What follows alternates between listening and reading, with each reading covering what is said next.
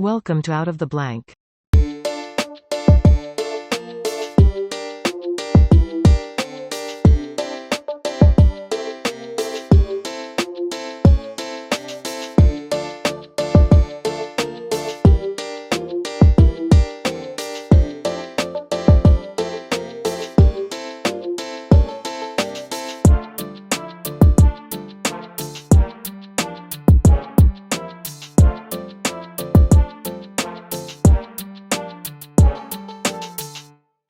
Welcome to another episode of Out of the Blank podcast. I'm here with James. James, it's a pleasure to have you on the show. Please introduce yourself to everyone out there listening.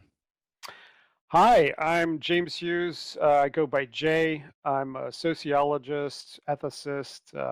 On TV, I play a philosopher sometimes. And I am the associate provost at UMass Boston, and the founder and director of the Institute for Ethics and Emerging Technologies, which we call a techno-progressive think tank, by which I can explain more. But basically, a think tank that tries to bring together people who are interested in the possibilities of emerging technologies and focus a progressive political light on them.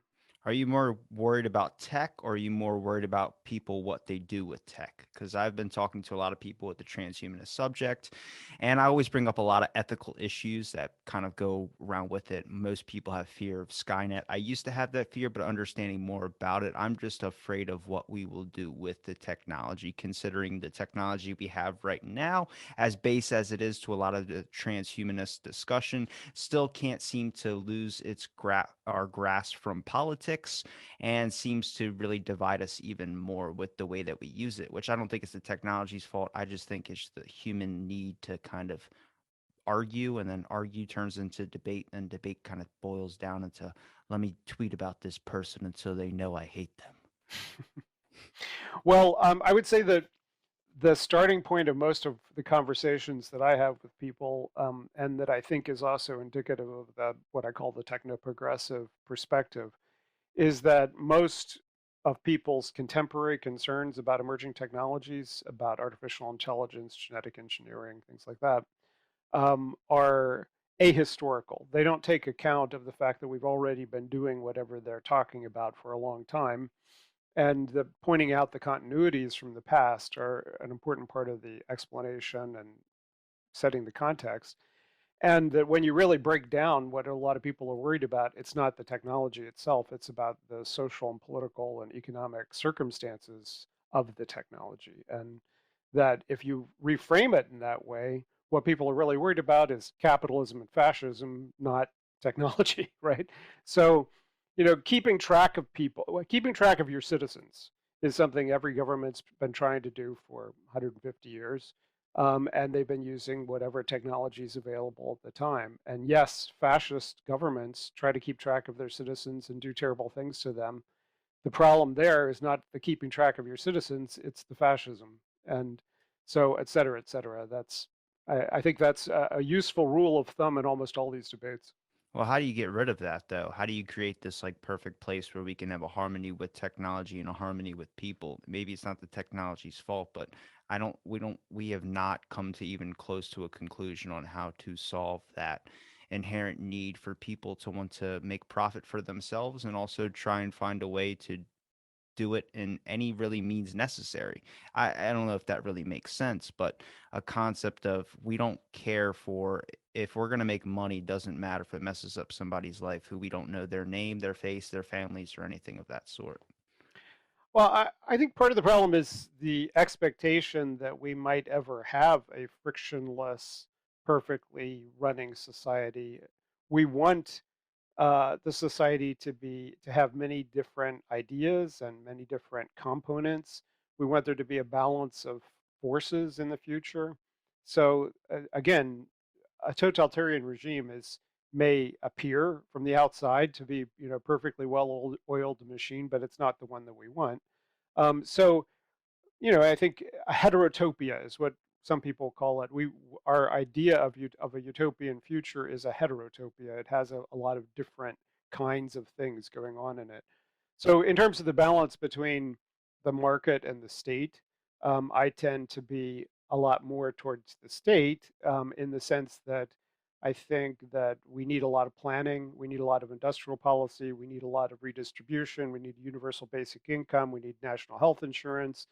Um, and eventually we might be able to plan even more stuff. We might be able to have, uh, the distribution of goods be more done through planning than through the market. But um, in the short term, but in the future that we can still imagine, I don't think anyone wants a future in which no one's able to buy or sell stuff.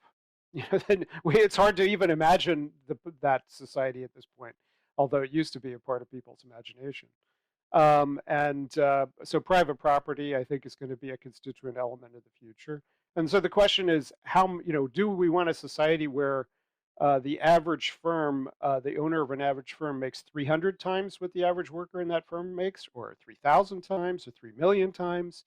Do we want a society dominated by Bezos and Musk and people like that, or do we want to have more democracy? That's the kind of question we face right now. Yeah, about to say I don't know the answer to that one. I couldn't even think of a way to tackle that situation because that's where we're at right now. It's what we're stuck in, and I don't see any change really happening to be able to move that. I like Musk. I think he's a funny guy at times, but I don't expect him to be a savior like a lot of people tend to. Honestly, there's a lot of people in positions of power. We call them rich billionaires, and I only see it going farther down that direction. Even with skewing companies, for instance, if we have companies that are making an advanced technology, let's say nanotechnology for medical purposes, I mean, what stops that person from moving away from their original goal to maybe benefiting humankind, all on an aspect of they just make the market tighter for you to get funding? And the only way you can get funding now is to reach out to a billionaire, and he only wants you to make specific goods for his profit of his business. Then that person that maybe wanted to make a revolutionary nanotechnology decides, oh, I can't go in this direction anymore. Maybe I'll pick it up later. Let me go help this billionaire so I can get some funding for my company and get my name in the market, or at least my foot in the door. And then what's 15, 20 years later, and they look back and they go, holy crap, I just lost track of the original goal. I look at that like Bill Gates. I bet he didn't always wear sweaters. Well, first, let's separate the question of billionaires from the question of private um, control or the corporate control of innovation.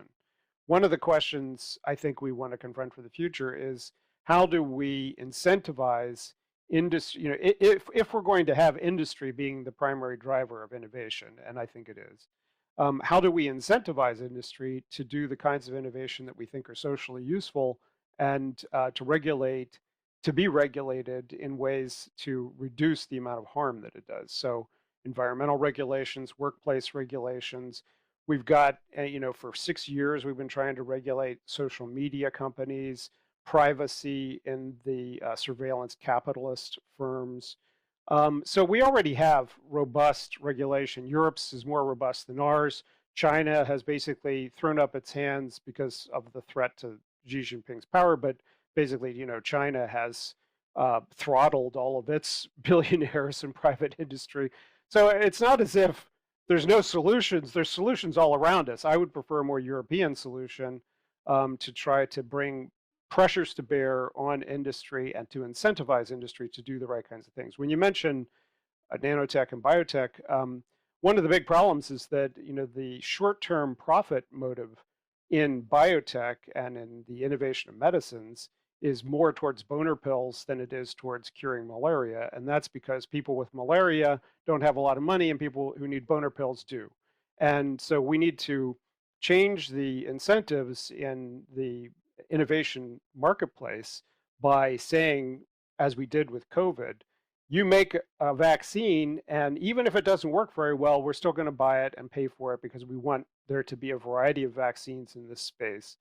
And that worked well. That did what it needed to do. We need to do that for a lot more things going forward. Now, the question of billionaires is a separate question, which is, do we want small groups of individuals or families to control our societies, our industry, and our democracy? And I don't think we do.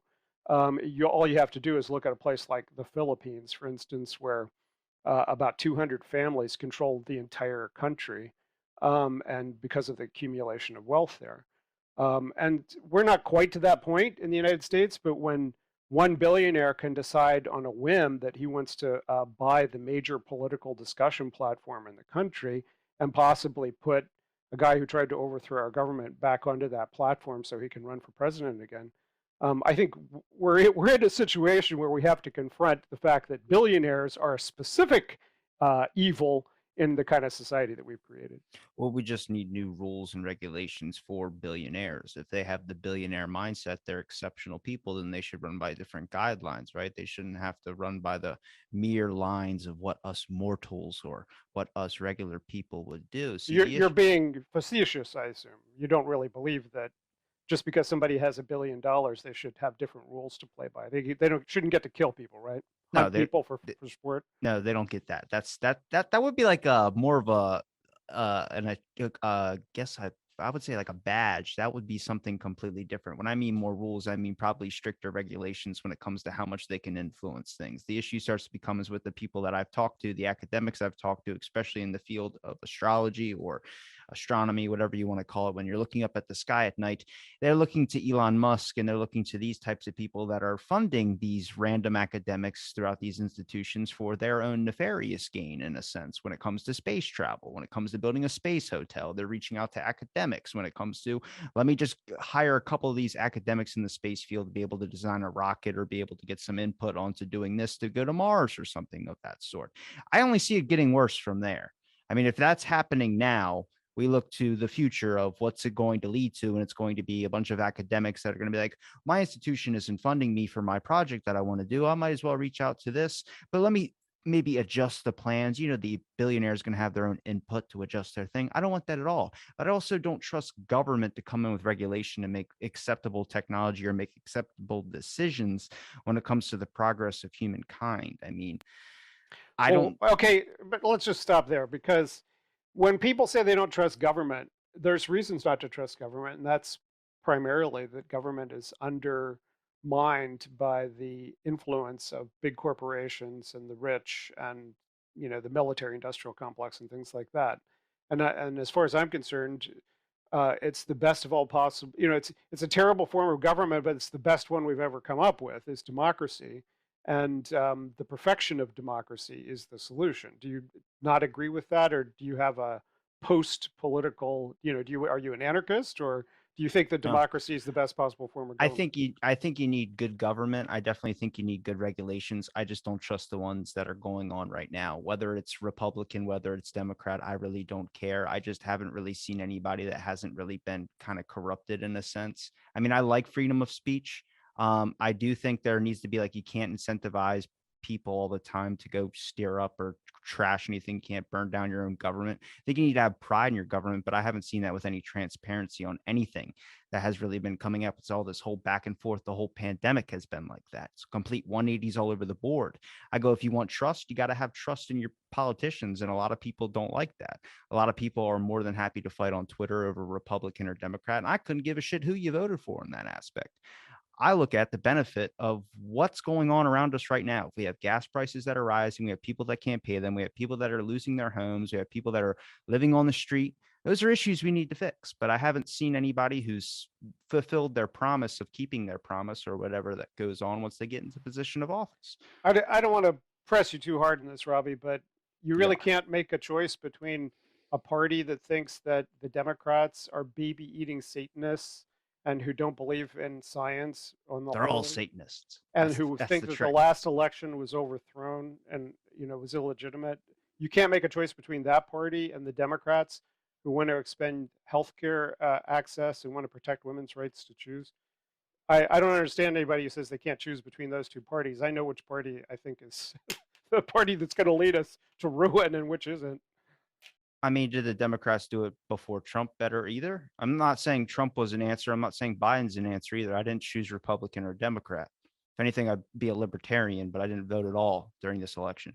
I'm just curious to who stays in office who's done the things that they said that they were going to do. Well, look, when your kids ask you what you did to fight fascism when it reemerged in the 21st century, I hope you don't tell them that you did nothing. We face a fascist threat. We face it all over the world. India is in the control of pro-fascist movement. China is as fascist as I think it could be. Russia is an imperialist fascist power. The Russian imperialists are in bed with the Republicans. You know, the Russian fascists put Fox News clips on their nightly news to justify what they're doing in Ukraine. And the Trump regime and the MAGAs are basically a domestic fascist movement who are now poised to make contraception illegal in the United States. So I don't see how you could possibly say that you are just going to take a pass on the question of democracy in the United States. This is a serious and ongoing personal threat. Now, let's get back to technology. I think if you take seriously Hold on, I that just think you just pinned me as a Republican, and I'm not. I no, just no, don't. I I'm just saying you said you didn't vote and that you're probably a libertarian. I'm saying if you're a serious libertarian, you have to take seriously the fact that we face a I don't fascist take threat. politics seriously. I don't take any of this seriously. It's not. I don't see the problem that stops at a party, whether whoever you choose. I don't. I'm not saying it's an Illuminati type, but I think you got a lot of corporations that somehow have funneled their way and got their fingertips into not just politics, but just the government system in general. I think there's a lot of big, giant working gears that have been working in the direction it's been going for a very long time. You have one person that comes in there says, "I want to do this." That's not going to happen because you're not going to get backed by anything like that. You're not a president. You can consider that person makes all the decisions. Sure. I don't believe that though. I think that there's a bunch of other things that they go and take one step in one direction. They step on a spider web of issues and start leading into the fact of, oh shit, what's going to happen when I do this? You realize this is going to mess up this and this is going to mess up this. I don't, this whole political thing is whatever you want to say it is. I'm not any of these Republican or Democrat. Seems like you're trying to pinhole me as a Republican, but I'm No, no. not. I'm just saying you can't take a pass when we face fascism, right? If this was 1938 Germany, which feels like it to me sometimes, you can't just say, "Oh, a fire on both your houses." Hitler and the people who are opposed to Hitler, I'm not. I'm apolitical. It's all the same thing. That doesn't make any sense to me. Now, and in the context where genetic engineering, nanotechnology, artificial intelligence are all going to be in play in a future where we face fascism, I don't think you can just say, that that's not a part of the picture. And look, if we had two more votes in the Senate, if the Democrats had two more votes in the Senate, the Democrats would have passed $2 trillion program that would have revolutionized the use of technology in the United States in terms of, for instance, green technology. The fact that corporations do have disproportionate influence in the Democrats, specifically over Manchin and Sinema, is the reason that that didn't get passed. Um, and then the big corporations do have enormous influence over the Republicans and the fascists. So, look, I'm just saying, I don't think you get to take a pass when democracy and liberty is on the table, especially if you're a libertarian. Yeah, it seems like like you're really left, you're really Democrat, and I'm not against you in any sense. I'm just looking at if we're talking about technology is eventually going to get pushed into politics here, and there's a control aspect. Shouldn't we just Technology is always political. There is no technology everything's that is, political? How do we stop yeah, that? That's what I we want. can't. That's all I've ever wanted was everything to stay out of politics. Every topic you can really talk about literally leaches down into politics, and it kind of sucks because I don't think politics can be done right either way. Now I'm not sitting and being like, oh, I'm just going to stay out of this. I don't. I also don't want to pick a side. If anything, I want to talk about issues where we can put the global face of the humanity on the grand aspect of everything. I don't think of just this country. I don't think of just one party. I don't think of just this. I think of the whole scale board. Honestly, it doesn't even come to my mind when I think about technologies of this sort. Now, if you're telling me that this all leaks into politics and this all leaks into that, is there a way to stop that? Do you want that to be stopped? Like, I wouldn't trust any influence of anything that isn't the person who created the device to be able to push it forward in the direction it's supposed to be headed for. I mean, we talk about incentivizing. The first thing I thought of was Nobel Prizes. to be honest, that's the only reason why I think anybody would originally stick with their original mission of a goal is to get a Nobel Prize. I mean, as maybe that's why Bill Gates has been trying to win so many by doing so many philanthropic things or whatever you want to say. I Well, think they don't give Nobel Prizes for artificial intelligence research, for instance, they and should. well, I'm not sure that it would change the nature of the research being done. The profit incentive is what drives artificial intelligence research, or military incentives. So, I mean, let's talk about a specific example. What's a technology you're worried about, and let's talk about whether politics can or should be taken out of it. Biomedical technology.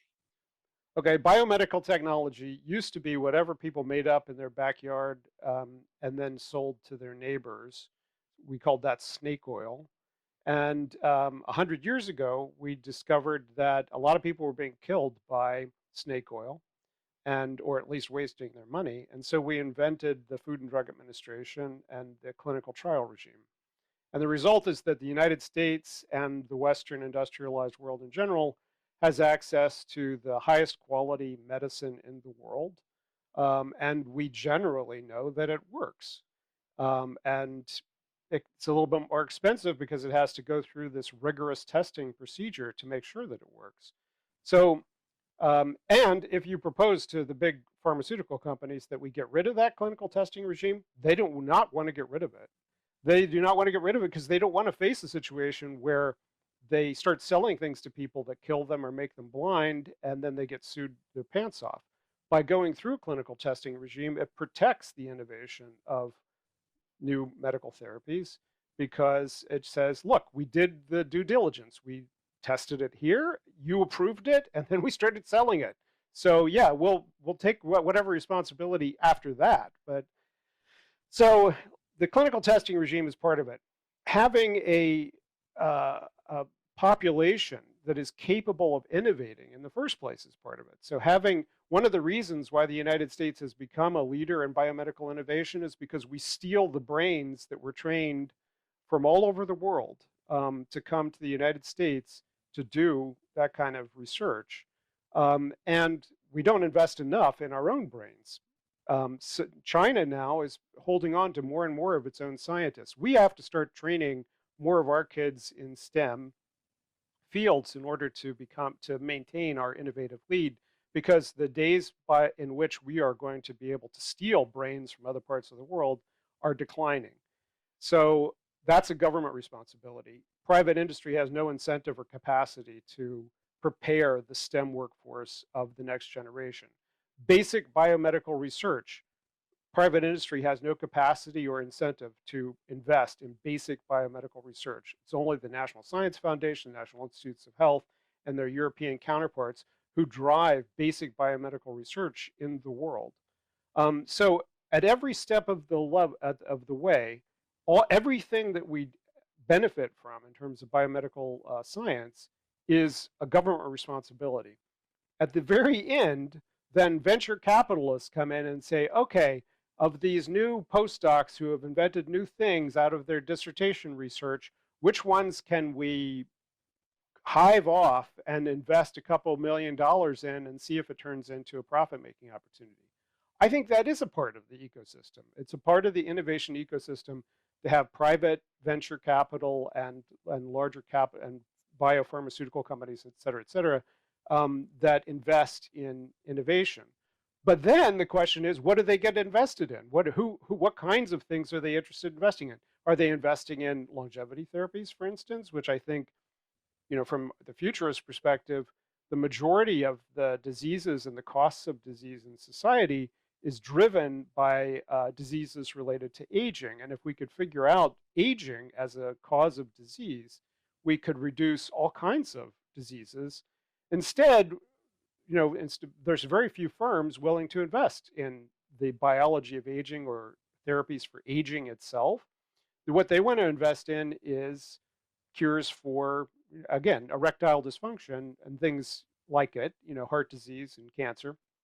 Heart disease and cancer are important, but if we eliminate heart disease and cancer from the population, it would only extend life expectancy about 5 years, because the diseases of aging quickly catch up with you, even if you survive heart disease, cancer, and stroke, the major killers of old age.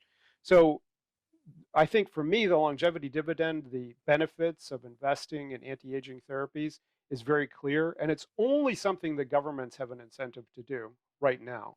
As soon as there's a clear profitable opportunity, yes, big business is going to be all over it. But right now, only governments have that incentive to do it. So I just don't understand an approach that dismisses government and says that big business is the I'm not solution saying here. big business. If anything, I would suggest maybe private organizations or institutes like the Future Studies groups or something that would handle this technology and work, like, especially ethical bio research and defense, whichever you want to say is regulated by the government, but private institutions that are able to do that as well too. I don't put my hands in big business. I would never put my hands in big business. But when we talk about people that actually care about the actual direction of where this goes with no hand in the government pot. I really wish that, like, you look at any research institute, if you look at any academics, and I've talked to plenty of them on my show, I know plenty of good people that are doing private companies or doing their own thing, working in a small group. They don't get paid to do it, but they're generally curious about the topics that they're interested in. I didn't realize how deep this guess your perspective of it went into politics because I'd never really talked to anybody in the transhumanist part that really boils it down to that much. That we might talk about the politics part, but you kind of laid it out a little bit for me. I mean, is it not because I'm not, I didn't want to come off like I'm not big business at all. I'm not private investor. I'm not any of that. I just wish we had specific groups that would oversee, like we do have some small private groups and certain problems that do oversee issues and crucial parts and steps and ethical concerns on things as well too. I don't think it needs to be really regulated by government as much, but I also think they should have the funding that they deserve. Certain future institutes or future studies, whatever you want to call it, like Nick Brostrom's organization, whatever you want to say, that is able to actually care about the product, care about the content that's being cranked out, cared about the actual movement, puts up their own articles, does all that stuff, be able to manage it as well too. Maybe not just one, but have multiple. Like I really put the power in people who actually care about the direction of the thing, like who actually know about it. Now, if that's a government that hires scientists to do that, I mean, sure, but I'm not a burn it down type, and I'm also not like a pro give them everything type because I just can't get over that inherent thing about people where they tend to do stuff that really makes themselves money, at least from what I've seen and from what I've understood. If that's a different perspective than you have, then yeah, I mean, I'm interested in hearing it. I'm not against it at all. I'm just trying to figure out because you look, everyone says everything boils down to politics.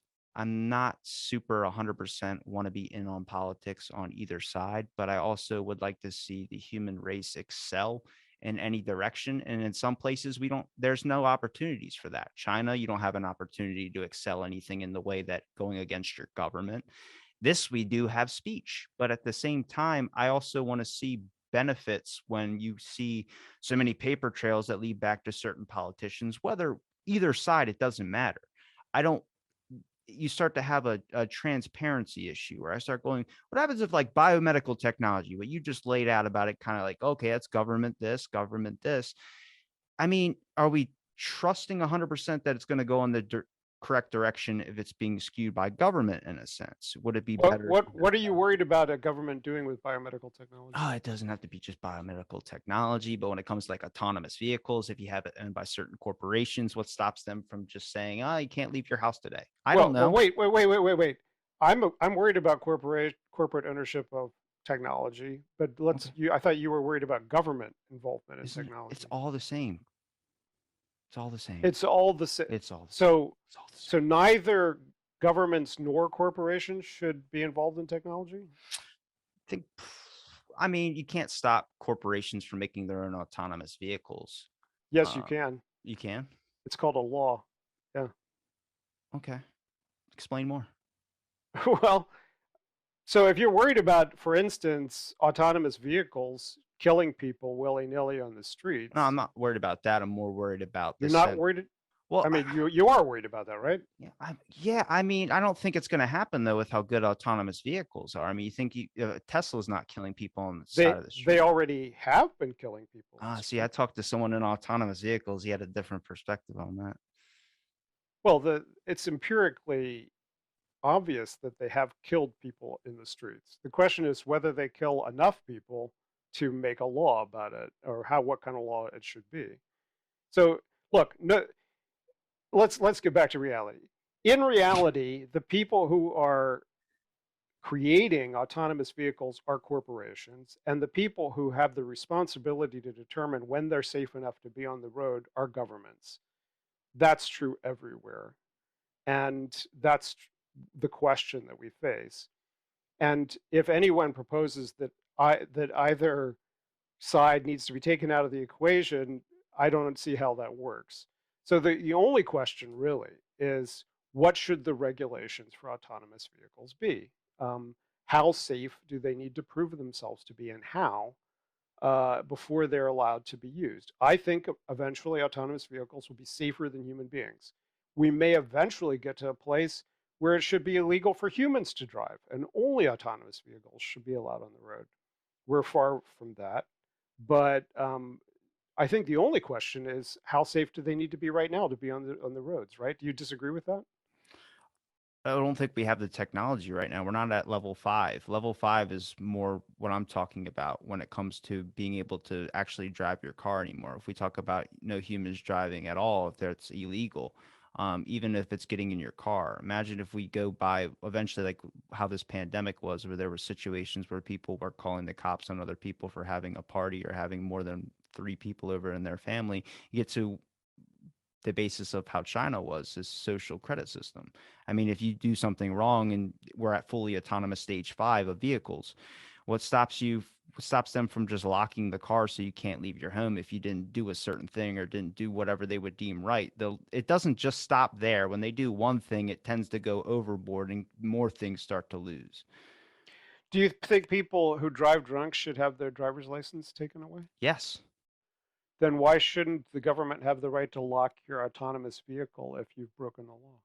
What does it stop at just breaking a law? What happens if it comes to just not paying your bills on time? What happens? That's what China's social credit system is. If you not even just jaywalk, not even jaywalk, if you do something that the government doesn't deem right, then you can lose credit. You can Okay. stop from getting a home. What I'm I, saying is it leaks into that as much as you can say that I'm, the government I'm could fine. regulate. I'm fine with your example, but your example precisely proves what I said at the outset.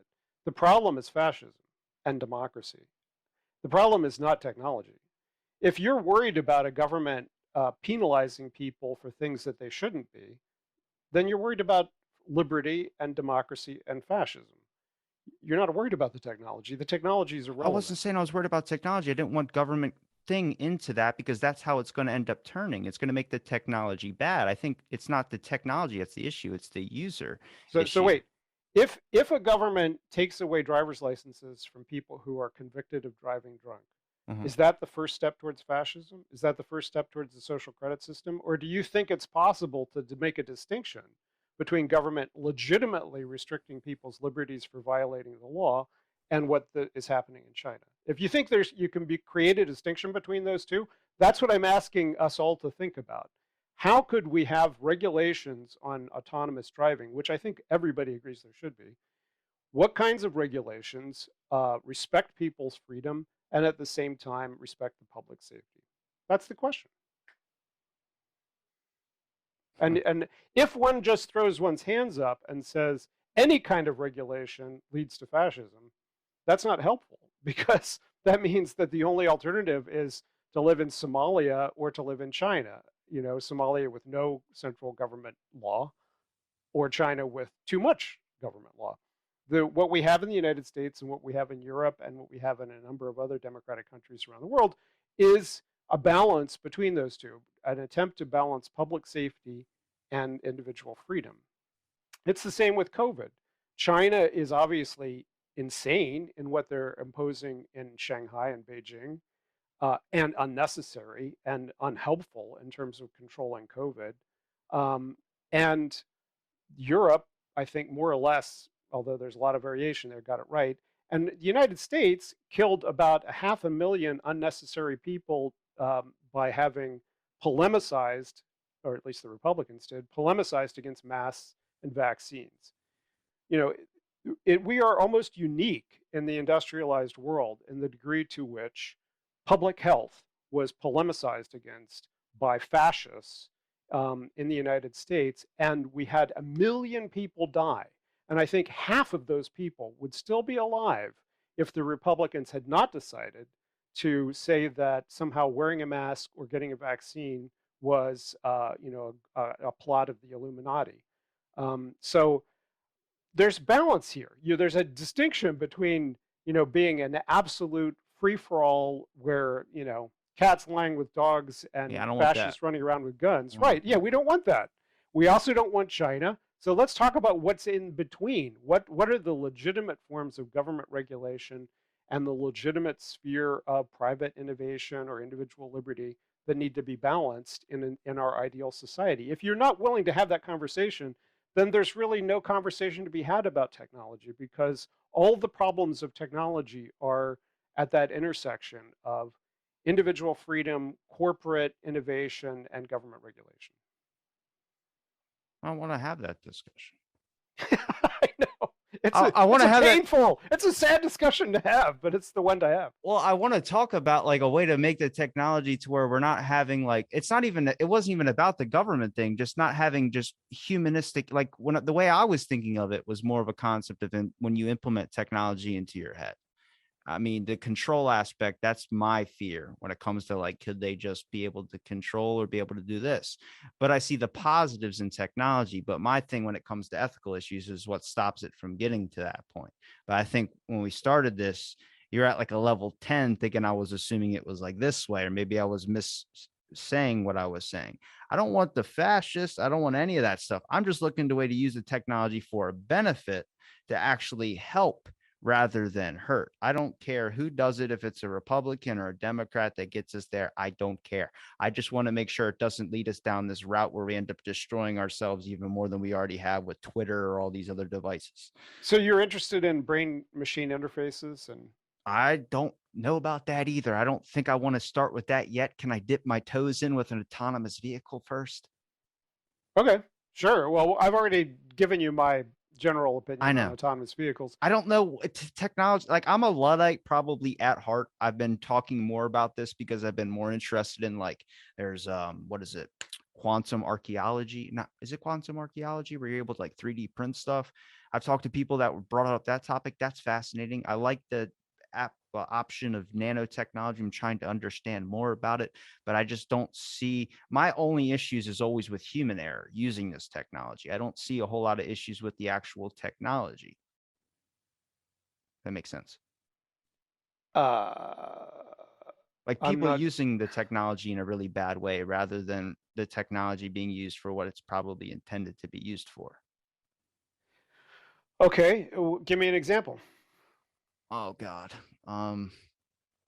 I don't know, Neuralink, if you're able to read people's thoughts, what stops someone from hacking it or what some stops like even with uh medical advances today, like people most medical dosages can be transmitted or uh adjusted through a device. What stops someone from hacking that device and being able to mess with it to where it gives someone the wrong dosage of things? I mean, that's And stuff that if I said happens now. laws, if I said laws, would Okay, that be people an break laws though. That's the thing. It's like what I'm saying is what stops when you have technology that's implemented into your head, much like you could have an example like that. You can have a law out there, but how many people don't obey laws? There's a lot of people out there, other countries as well too. We have it with our devices, we have it with our data as well. Now there's corporations that do stuff like Google will take a small bit of your data, sure, but that's whatever. It's kind of signing on because you're using their technology. But what stops someone from overseas from putting out your text messages, putting out your phone calls, all but these but but you agree that just because people break laws doesn't mean we shouldn't have laws. yeah, I think we need to have laws. Well, this isn't like a getting my opinion or getting my question on this. This is like No, no, a I'm clarifying. I'm leading you through, I you're think, a series. attacking me. I feel like No, I'm being no. attacked. I'm a teacher, and I've been teaching this stuff for a long time. And you're not the first person I've heard with these kinds of opinions. I'm just leading you through what I think are the necessary steps of reasoning. If you think that it's better to have laws than no laws, and that sometimes people break laws, but that doesn't mean we shouldn't have laws, then the question is what kind of laws could we have that, and do we already have, that would protect people, for instance, with brain-machine interfaces, protect their mental privacy or protect their personal data or protect them from external control or whatever. Let me just make it more concrete. We already have a situation where implanted medical devices like an insulin pump, an artificial pancreas, it has a Bluetooth connection to a person's phone so that it will tell you your blood sugar is low. I'm going to give you a shot of insulin. It's a, a little device that's implanted in their side, and it monitors their blood sugar and it automatically adjusts their insulin level, and they can monitor it with their cell phone. That already exists. And because it has that Bluetooth connection, it is hackable, right? Somebody could get in and hack your phone or hack the device and give you too much insulin or stop your insulin and cause you to go into a coma and die. And we know that intelligence agencies around the world have an interest in this because if a politician had one, then you could get them right. If Putin had one, we could take care of the problem tomorrow. Um, but we also know that individuals don't want to be hacked and they don't want errors to occur. Yeah. So there is a division of the Food and Drug Administration whose responsibility it is to ensure the safety of biomedical devices. And part of their purview is ensuring that those kinds of devices can't be hacked. We also have laws, such as HIPAA, about protecting people's personal information privacy. So if that device was not secure and people were able to download all of your diabetes information and know exactly where you were and what foods you ate and all that, that would be a violation of your personal privacy. And that's illegal because of the laws that we have. And so usually if there's a problem that people imagine with the technology, it's either already been addressed by some kind of law or has to be addressed by some kind of law. So we don't get to just say, I'm not interested in politics. This is politics. I know. If you're concerned, I if you're didn't concerned realize. about brain machine interfaces or biomedical device safety or any of these things, it's politics. I know. I didn't realize how deep it got. That kind of sucks because then I start to worry because the more we use technology, the more it incorporates not just from an insulin pump, but how many people want to incorporate more into their life when they have the option to incorporate more into their life? How do you have a law that covers so much? If everything eventually becomes technology advance forward, do you have to have individual separate laws for each? And how do you regulate such when so many interesting devices are being created at once? I mean, do you know exactly all the technology that's being created right now? There's probably a lot that we don't know about, whether it's in other countries that eventually come here, or whether it's another scientist that's working on something different from one that you might be working on. I just look at this aspect of how do you create laws and rules and regulations for every single thing out there. It's kind of like trying to monitor every single phone. Yeah, we have systems in place that can cover a wide brand of it or wide range of it, but how do you cover it all?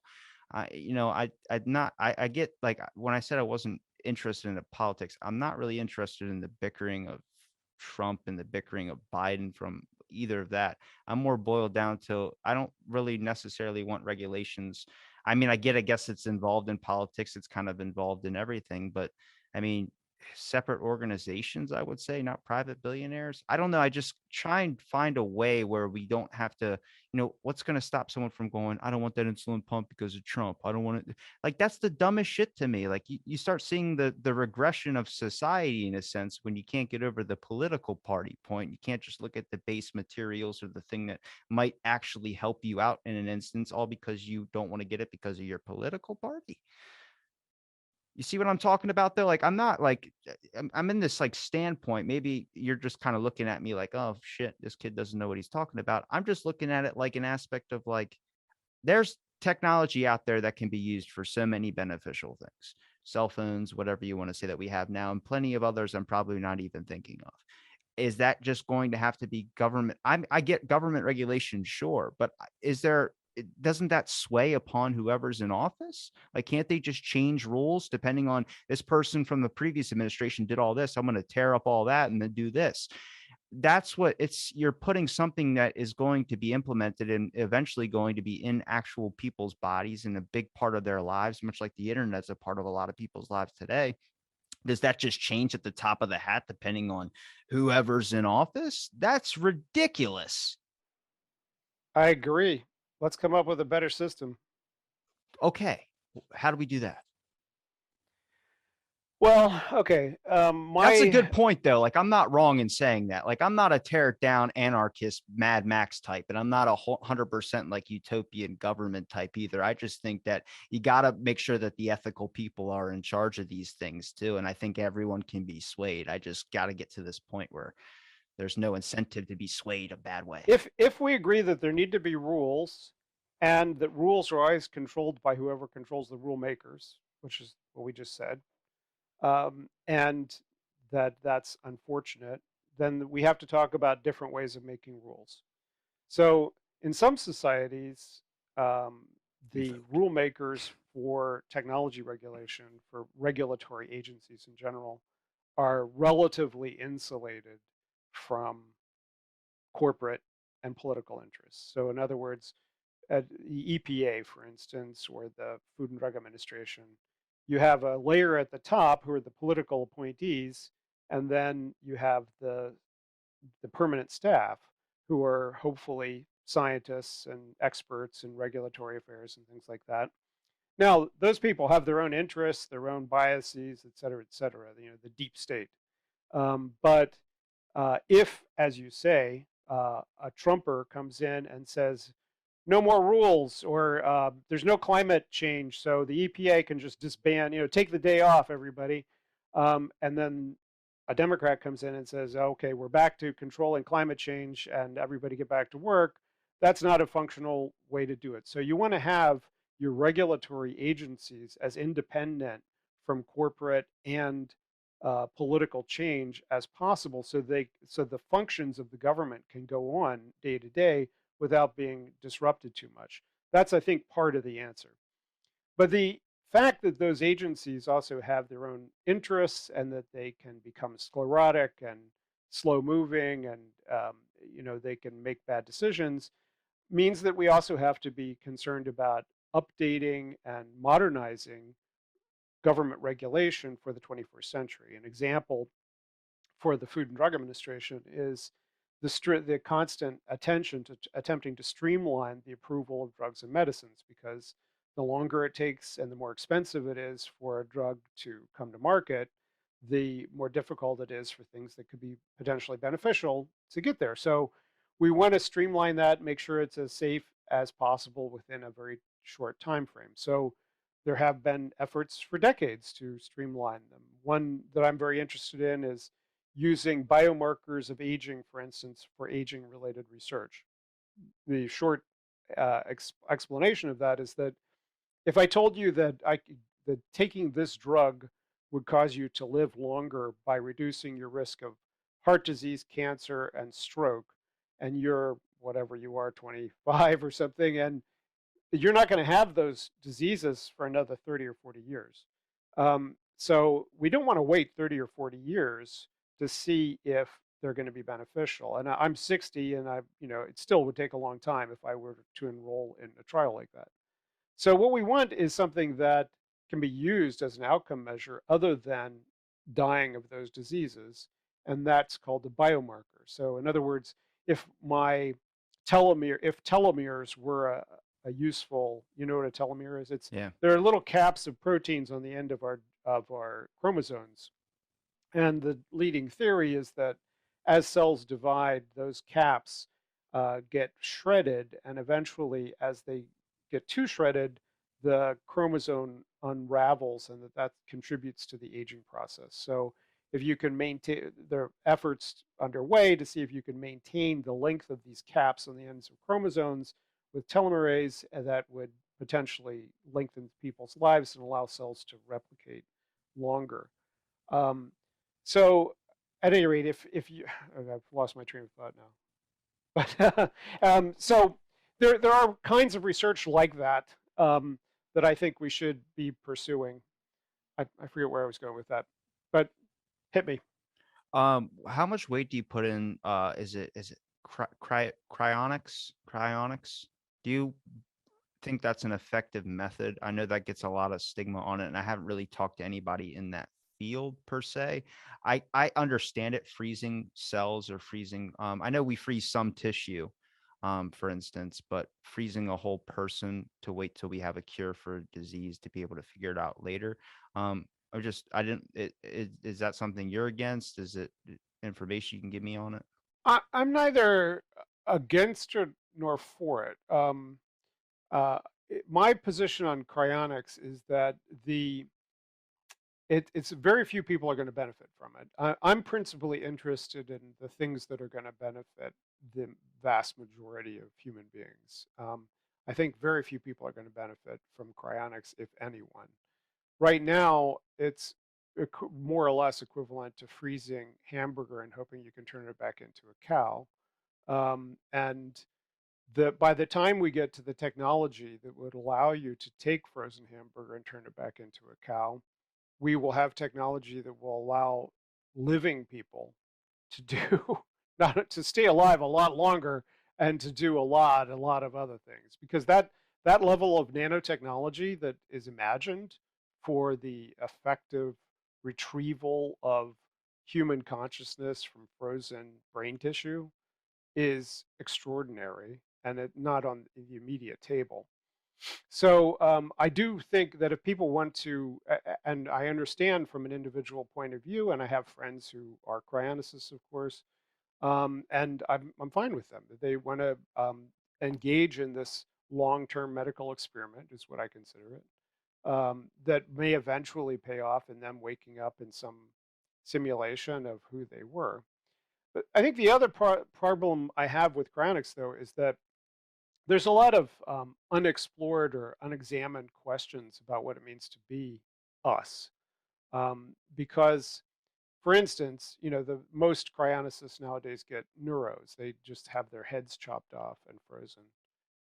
I think the logic of that is sound. By the time we get to the technology to turn frozen hamburger back into cow, we also will be able to build the rest of the cow. We'll be able to clone you from your, one or two of your cells and reattach your head to your body. That I think is a more proximate prospect, actually, head transplantation, which is some people have been attempting in various ways around the world.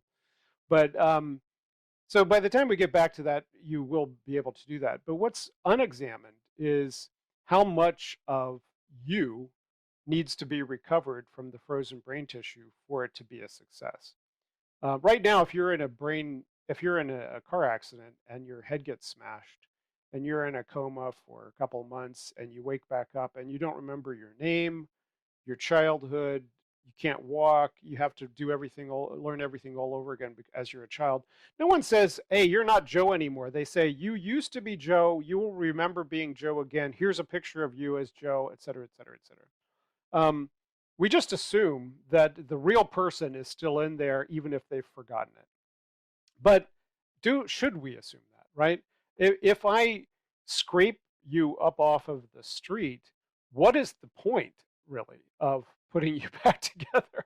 And I think that's going to be the question in the future with these frozen brains is, okay, we've unthawed a couple of them. We tried to wake them back up, and they were basically entirely new people. They didn't remember their name. They didn't remember their childhood.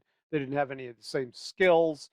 Um, and so we basically created a new person in this new body that we made for them with an old brain and an old head.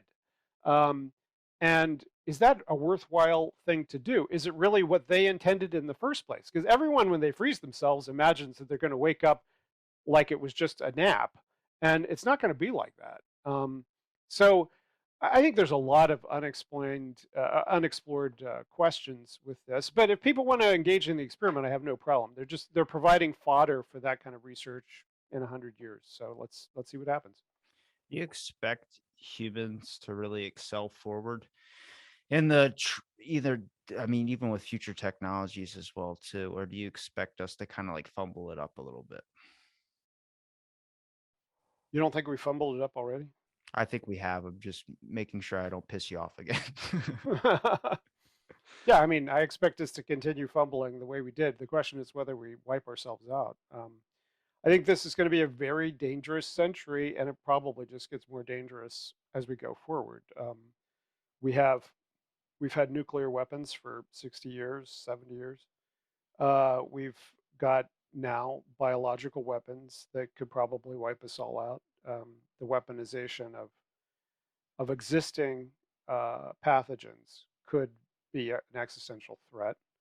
And then we've got artificial intelligence potentially being able to do things that we don't expect. I think there's a lot of scenarios of how artificial intelligence wipes us out.